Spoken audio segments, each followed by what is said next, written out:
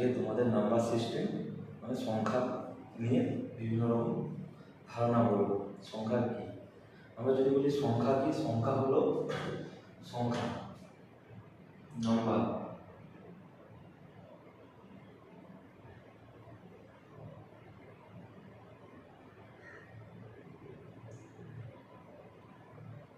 সংখ্যা সংখ্যা জিনিসটা কি? সংখ্যা আমরা নাম্বার বলছি, তো সংখ্যা জিনিসটা কি? সংখ্যা হলো একটা ম্যাথমেটিক্যাল অবজেক্টিভ, ঠিক আছে? ম্যাথমেটিক্যাল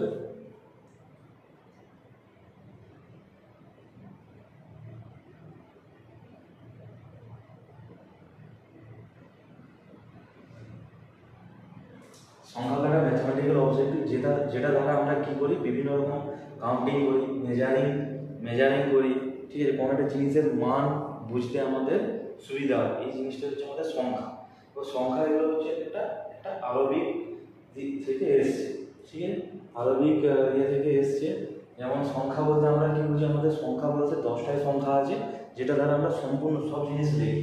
যেমন হয়ে গেল 0, 1, 2, 3, 4, 5, 6, 7, 8, 9। এই যে 10টা সংখ্যা আছে, 10টাই হলো আমাদের সংখ্যা। এই সংখ্যা দ্বারা আমাদেরকে বিভিন্ন জিনিস যাই প্রকাশ করতে, আমরা যাই লিখি, সমস্ত জিনিসের মান, মেজারমেন্ট, যা কিছু লিখি সব কিছু আমরা এই 10টা সংখ্যা দ্বারাই প্রকাশ করি, আর অন্য কিছু না। এই সংখ্যাগুলো প্রকাশের বিভিন্ন রকম ভিত্তি আছে এই 10টা সংখ্যা দ্বারাই। এদের একটা ফেস ভ্যালু, এই যে আমি সংখ্যাটা দেখছি 0, 0-র ফেস ভ্যালু কি? 0, মানে ফেস ভ্যালু মানে হচ্ছে মুখ্য মান। এটা হচ্ছে আমি যে সংখ্যাগুলো জানি এদের একটা নির্দিষ্ট মান আছে, এদেরকে আমি ফেস ভ্যালু বলি। 0-র ফেস ভ্যালু 0, 1-এর ফেস ভ্যালু 1, ঠিক আছে? মুখ্য ভ্যালু 2-এর মুখ্য ভ্যালু 2, 3-এর মুখ্য ভ্যালু 3, 4-এর 4, 5-এর 5, 6-এর 6, 7-এর 7, 8-এর 8, 9-এর 9। তা এদের ফেস ভ্যালু যদি এগুলোই হয়, তাহলে আমরা সংখ্যাটাকে আরো আমাদের 10 লিখতে বলে, 90 লিখতে বলে, 91 লিখবো কি করে? তখন সেটা এসে যায় আমাদের প্লেস ভ্যালুতে। প্লেস ভ্যালুতে আমাকে যদি বলে যে 21 লেখো, 21 আমি কি করে লিখবো? 2 আর 1 21, ঠিক আছে? এখানে চলে আসলে আমি যখনই কোনো বড় সংখ্যা এই 10টা ডিজিট দিয়ে আমাকে যা খুশি লিখতে বলে আমি সবই 1 লাখ, 10 লাখ, 15,000, 20,000, 25,000 সব কিছু লিখতে পারি। তখন কি হয়ে যাবে? সংখ্যাগুলোর একটা প্লেস ভ্যালু চলে আসবে। প্লেস মানে স্থানের ভ্যালু, ঠিক আছে? স্থানের ভ্যালু কি করে আসবে? আমরা কি জানি? একক, দশক, শতক, হাজার, অযুত, লক্ষ, নিযুত, কোটি, এরকম করে লিখবো। তখন আমরা কি সংখ্যার ভ্যালু হয়ে যাবে প্লেস ভ্যালু, নট মুখ্য ভ্যালু। মুখ্য ভ্যালু যা আছে সেটাই থাকবে। তাহলে প্লেস ভ্যালু যদি 21 লিখতে হয় তাহলে কি লিখবো? এর নিচে লিখবো না 21, নিশ্চয়ই 1-এর জায়গায় 2 লিখবো বা 2 জায়গায় 1 লিখবো না। যদি আমি 21 লিখি, যদি 1-এর জায়গায় এখানে যদি 2-এর জায়গায় 1 লিখি বা আর 1-এর জায়গায় 2 লিখি, তখন এটা কি হয়ে যাবে? 12 হয়ে যাবে। তার রিজনটা কি? 1 × 10 + 2 = 12। এটা আমাকে ফেস ভ্যালুর সাথে প্লেস ভ্যালু, এটা তখন প্লেস ভ্যালু থেকে কি 10 এর উপর মানে ইনটু মাল্টিপ্লাই টু 10, 1 এর ভ্যালু তখন 1 × 10 হয়ে যাবে। তাহলে 2 এর এখানে সেম ভাবে 2 এর ক্ষেত্রে 2 এর মুখ্য ভ্যালু 2, কিন্তু ওর নরমাল ইনটু 10, ঠিক আছে? হচ্ছে ইয়ে ভ্যালুটা প্লেস ভ্যালুটা ইনটু 10, তো কি হবে? 20 হয়ে গেল। 20 + 1 মানে আমার কি আসবে? 21 আসবে। এটা তখন আমাকে যদি বলে এরপর 510 লিখতে, তখন কি আসবে? এখানে 5 চলে আসবে, এখানে 1 চলে আসবে, এখানে 0 চলে আসবে। তার কারণটা হচ্ছে কি? এর ক্ষেত্রে কি 5 এর প্লেস ভ্যালু কি? 5 × 100, এখানে 1 বসাও আর বাকি যতটা ওই দিক থেকে 0, 100 হয়ে গেল। প্লাস 1 এর ক্ষেত্রে কি আসবে? 1 × 10, 1 আর 10, আর 0 এর ক্ষেত্রে কি? +0। তাহলে আমার কত আসবে? 500 + 10, 500 + 10 + 0, তাহলে কি কত চলে গেল? 510 হলো। এটা হচ্ছে আমাদের সংখ্যা। সংখ্যা কাকে বলে? আমাদের এই 10টা সংখ্যা দ্বারাই আমাদের মুখ্য ভ্যালু আর ওদের প্লেস ভ্যালু আমাদের স্থানের ভ্যালু, এইভাবে আমরা সংখ্যা করতে হলে কোটি লিখতে হলে কোটি, যা লিখতে হলে আমরা লিখতে পারি, ঠিক আছে?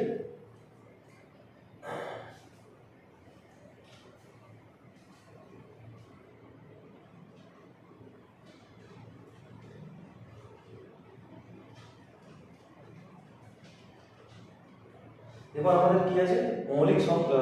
এবার আমরা সংখ্যাগুলোকে অনেক রকম ভাবে ভাগ ভাগ করতে পারি। ঠিক আছে, এক নম্বর হলো প্রকৃত সংখ্যা।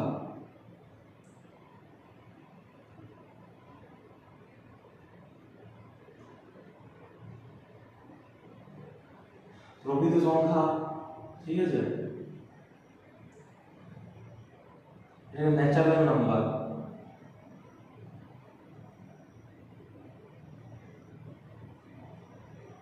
তো আমাদের কি আছে হোল নাম্বার। হোল নাম্বার মানে হচ্ছে সমস্ত সংখ্যার গোষ্ঠী। ঠিক আছে, প্রকৃত নাম্বার হচ্ছে যে যেগুলো আমাদের নরমাল। প্রকৃত নাম্বার হচ্ছে আমাদের 1 2 3 4। ঠিক আছে, প্রকৃত নাম্বার হচ্ছে আমাদের 1 2 3 1 2 3 4, এগুলো হচ্ছে আমাদের প্রকৃত নাম্বার। ঠিক আছে, শূন্য বাদে যা সংখ্যা আছে সব আমাদের কি আছে প্রকৃত নাম্বারের মধ্যে আছে। আর হোল নাম্বার মানে হচ্ছে সেটা হচ্ছে 0 থেকে স্টার্ট, 0 1 2 3 4। ঠিক আছে, 5 6 7 8 9 10 এরকম করে চলতে থাকবে হোল নাম্বার। প্রকৃত সংখ্যা আর হোল নাম্বার মানে সমস্ত সংখ্যা গোষ্ঠীর মধ্যে পার্থক্য কি, যে প্রকৃত সংখ্যা 0 একটা প্রকৃত বা ন্যাচারাল নাম্বার নয়। ঠিক আছে, তাই হোল নাম্বারের মধ্যে হোল হচ্ছে 0 থেকে স্টার্ট হয়। এটাই এদের দুজনের মধ্যে পার্থক্য, আর কিছু পার্থক্য নেই। এবার 3 নাম্বার কি হতে পারে আমাদের জোড় চলে আসবে। জোড় সংখ্যা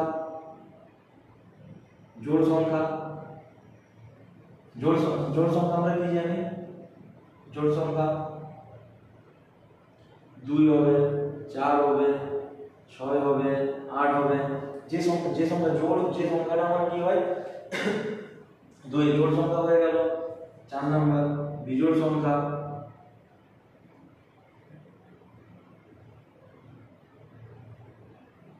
বিজোড় সংখ্যা 1 3 5 7। ঠিক আছে, 1 3 5 7 9। ঠিক আছে, জোড় সংখ্যা 2 4 6 8, আর এই হয়ে গেল 8 হবে 10 হবে 12 হবে 14 হবে। ঠিক আছে, 14 হবে। আর বিজোড় সংখ্যা হচ্ছে কি 1 3 5 7 9। ঠিক আছে, এবার তাহলে কি আসবে মৌলিক সংখ্যা। এগুলোর থেকে আবার কি চলে আসবে মৌলিক সংখ্যা চলে আসবে। মৌলিক সংখ্যা, যৌগিক সংখ্যা,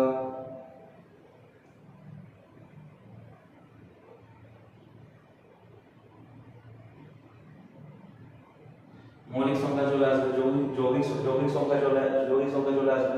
মৌলিক সংখ্যা মানে হচ্ছে কি যেগুলো ভাগ করা যায় না। ঠিক আছে, সেরকম সংখ্যা সেটাকে কি বলে মৌলিক সংখ্যা। যৌগিক সংখ্যা মানে যেগুলোকে কি এক, মৌলিক সংখ্যা মানে হচ্ছে এক, ওই সংখ্যা ছাড়া কিছু দ্বারা ভাগ করা যাবে না, সেই সংখ্যা কি বলে মৌলিক সংখ্যা। আর যৌগিক সংখ্যা মানে হচ্ছে যে সংখ্যাটাকে এক বা নিজের দ্বারা ছাড়াও অন্য কোনো সংখ্যা দ্বারা ভাগ হবে, সেগুলোকে বলবি আমরা যৌগিক সংখ্যা। যেমন 4 হয়ে যাবে। ঠিক আছে, 4 কে আমি 1 দ্বারাও ভাগ করতে পারি, 4 দ্বারা ভাগ করতে এবং ইভেন 2 দ্বারা ভাগ করতে পারি। 6 কে আমরা 1 দ্বারা ভাগ করতে পারি, 2 দ্বারা ভাগ করতে পারি, 3 দ্বারা ভাগ করতে পারি, নিজেকে দ্বারাও ভাগ করতে পারি। তাই 6 একটা যৌগিক সংখ্যা। ঠিক আছে, আর এগুলো ঠিক আছে মৌলিক সংখ্যা মানে কি যেগুলো শুধু নিজের এক আর নিজের দ্বারা বিভাজ্য হবে। ঠিক আছে, সেটাকে আমি কি বলবো মৌলিক সংখ্যা বলবো, অন্য কোনো সংখ্যা দ্বারা ভাগ করা যাবে না। যেমন হয়ে গেল 1 হয়ে গেল, 2 একটা কিন্তু মৌলিক সংখ্যা। তার কারণ হচ্ছে যে 2 কে 1 আর নিজের দ্বারা ভাগ করা যায়, অন্য কোনো কিছু দ্বারা ভাগ করা যায় না। 1 2 3 5 7 11 13 17।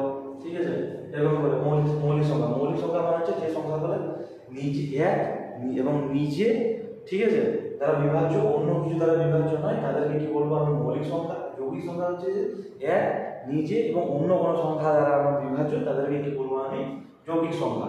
ঠিক আছে, এরপর আমরা চলে আসবো মূলত সংখ্যাতে। ঠিক আছে, এটা বুঝতে কোনো অসুবিধা নেই।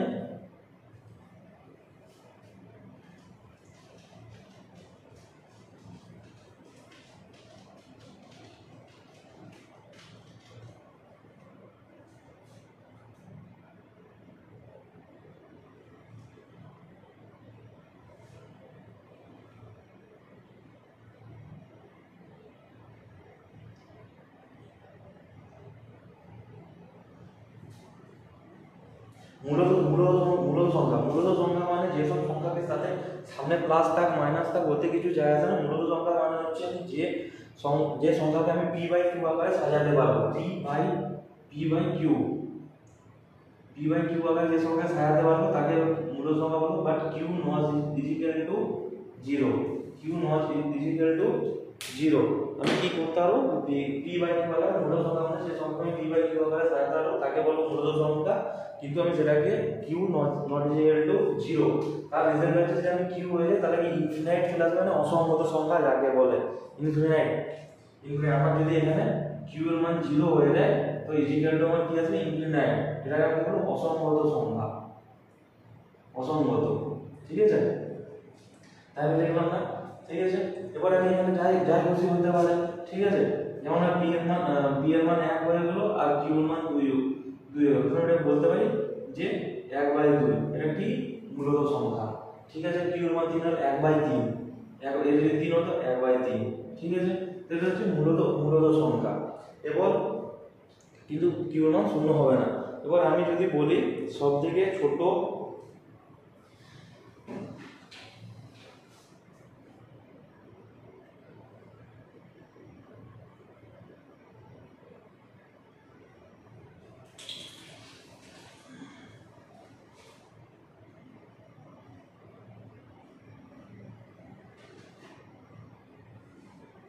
এবার আমাদের অনেক সময় জিজ্ঞাসা করে থাকতে পারে সবথেকে ছোট মৌলিক সংখ্যা কি। সবথেকে ছোট মৌলিক সংখ্যা হচ্ছে আমাদের 2, মানে জোড় মৌলিক যে সংখ্যা যদি আমাকে জিজ্ঞাসা করে জোড় মৌলিক সংখ্যা হচ্ছে 2। ঠিক আছে, এবার যদি মৌলিক সংখ্যা 2 হয়ে যাবে, ঠিক আছে, তাহলে আমি যৌগিকের মধ্যে মানে 2 আসছে না। ঠিক আছে, 4 আসছে। ঠিক আছে, তো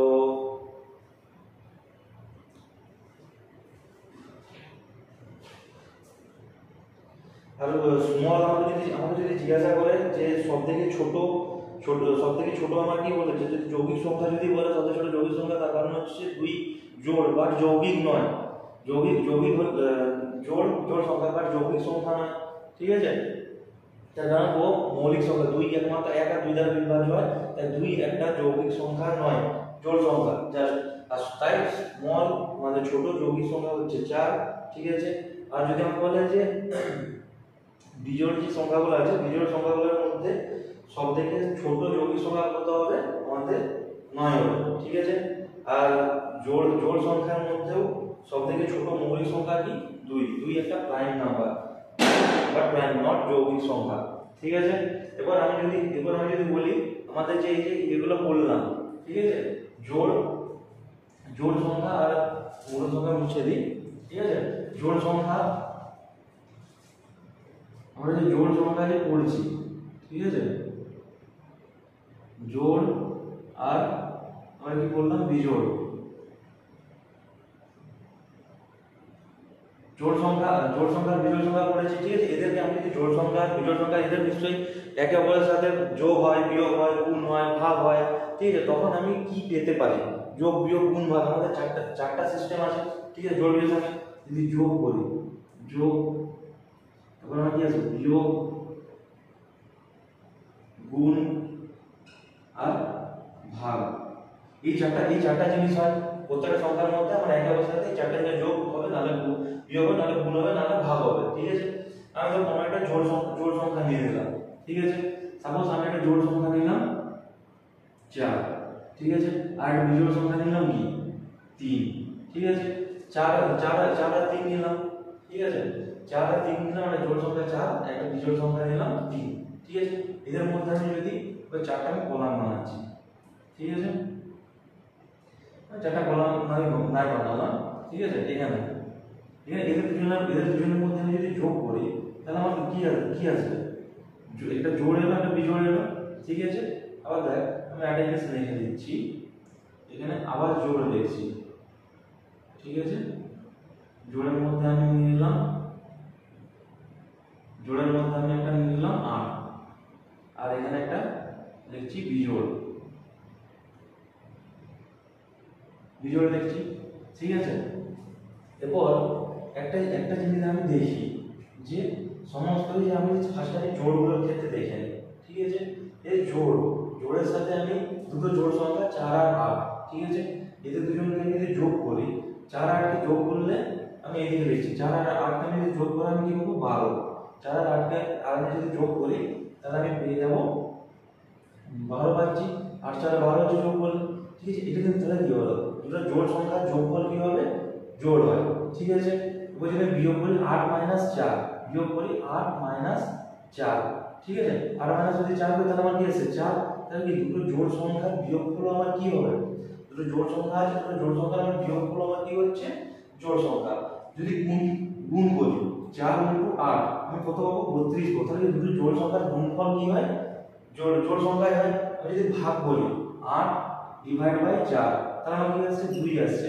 তাহলে কি সেটা জোড় সংখ্যা। তাহলে আমি কি পেলাম যে সমস্ত যে জোড় সংখ্যা দ্বারা আমি একে অপরের সাথে যদি জোড় সংখ্যাকে যোগ করি তাহলে আমার প্লাস হয়ে যাবে, যোগ করলে আমার কি আসবে জোড় সংখ্যা আসবে। যদি বিয়োগ করি, বিয়োগ করলেও আমার জোড় সংখ্যা আসবে, গুণ করলেও জোড় সংখ্যা আসবে, আর ভাগ করলেও আমার জোড় সংখ্যা আসবে। তাহলে বিজোড়ের ক্ষেত্রে আমি 3 নিলাম, 3 নিয়েছি, ঠিক আছে। আর তোর আমি ধর 9 নিলাম, এটা একটা বিজোড় সংখ্যা, 3 আর 9 নিলাম।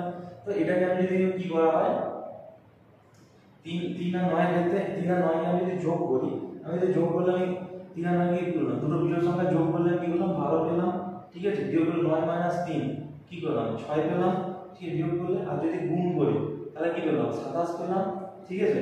আর যদি ভাগ করি তাহলে 3 পেলাম।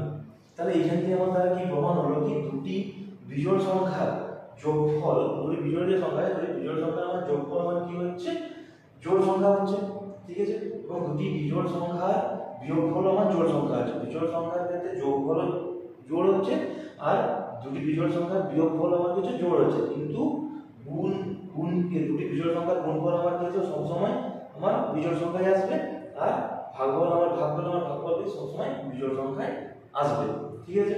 তো এইটাই আমার বোঝানো ছিল, তোরা জোড়ে বুঝালো। এরপর আমি একটা জিনিস করছি যে এখানে এইগুলো মুছে দিচ্ছি,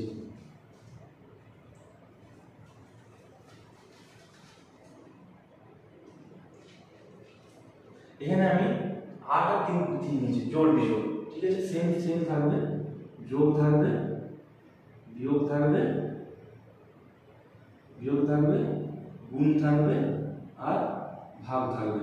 তাহলে আমি কি হচ্ছে যে যদি যোগ করি তাহলে একটা তখন নিজেদের মধ্যে জোড়ের মধ্যে হলো বিজোড়ের কি আসলে আমি পেয়ে গেলাম জোড় আর বিজোড়, ঠিক আছে। দুটি একটা জোড় সংখ্যা একটা বিজোড় সংখ্যার মধ্যে যোগ করলে আমি কি পেলাম 11 পাচ্ছি, বিয়োগ করলে আমি কি পেলাম 8 - 3 5 পাচ্ছি, যোগ করলে 11, 8 - 3 5, ঠিক আছে। 8 × 3 কত হবে 24, ঠিক আছে।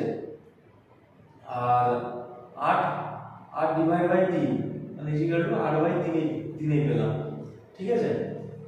বা আমি সাপোজ আমি একটা জিনিস এটা বোঝানোর খাতিরে আমি ধরছি, ঠিক আছে।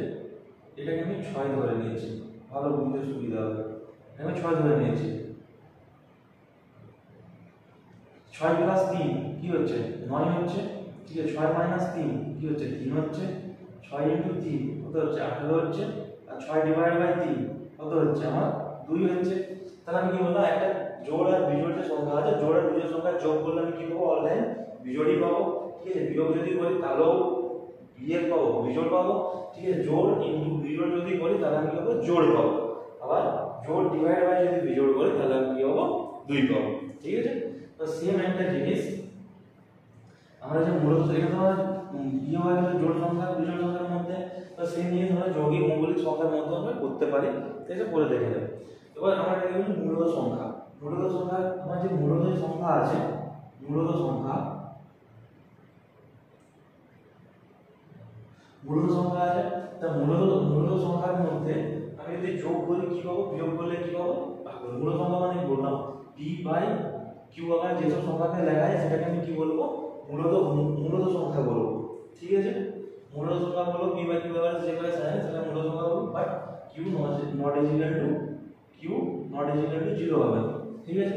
এবার ধর আমি ধরে নিলাম দুটো 1 এর 3 আর 1 এর 5, 1 এর 3 আর 1 এর 5 আমি যদি দুটো মূল সংখ্যা 1 এর 3 1 এর 5 যদি যোগ করি এদের লসাগু আসবে 15, 10 আর 10 15, তাহলে 3 5 15, 5 আর 5 থেকে 15, তাহলে আমার কত আসবে? 8 এর 15, 8 এর 15 থেকে দুটি মূল সংখ্যার যোগফল আমার কি আসছে? মূল সংখ্যায় আসছে, ঠিক আছে। এরপর বিয়োগফল 1 এর 3 মাইনাস 1 এর 5 ইকুয়াল টু আমার কত আসবে? 15, 5 মাইনাস 3 মানে কত আসবে? 2 এর 15। এটা একটা কি মূল সংখ্যা, বিয়োগফল কি আসছে? মূল সংখ্যা আসছে। আমি যদি গুণ করি 1 এর 3 ইনটু 1 এর 5, তাহলে আমার কত আসবে? 1 এর 15 মূল সংখ্যা আসছে। আর যদি ভাগ করি 1 এর 3 ডিভাইড বাই 1 এর 5, তাহলে কি আসবে? 1 এর 3 ইনটু 5 এর 1 ইকুয়াল টু কি আসবে? 5 বাই 3। তাহলে কি মূল সংখ্যা যোগ বিয়োগ গুণফল যাই করি মূল সংখ্যা আসবে, নরমাল সংখ্যা আসবে না, ঠিক আছে।